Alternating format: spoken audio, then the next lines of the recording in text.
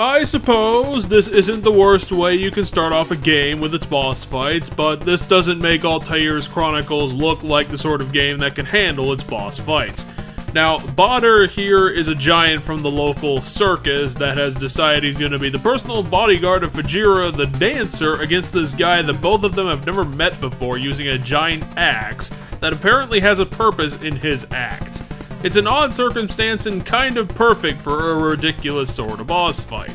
The problem is that Badr's fight isn't wacky enough to make that work, and honestly it's kinda boring.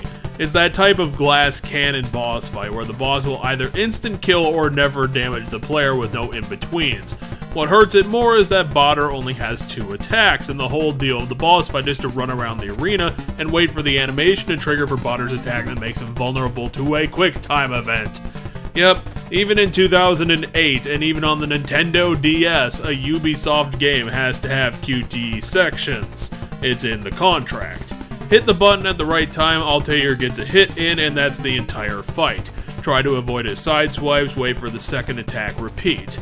The QTE would have been fine if it was just a special move Altair could do for extra damage, but from the playtime I spent with Badr, it doesn't seem like he's vulnerable to Altair's normal sword work, and the most it does makes you a giant target for axe-based death.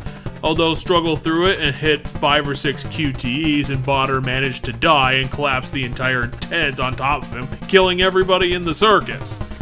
Well, that would be the case if more than Fajira and Badr comprised the entire circus, but, you know, budget cuts and all that jazz.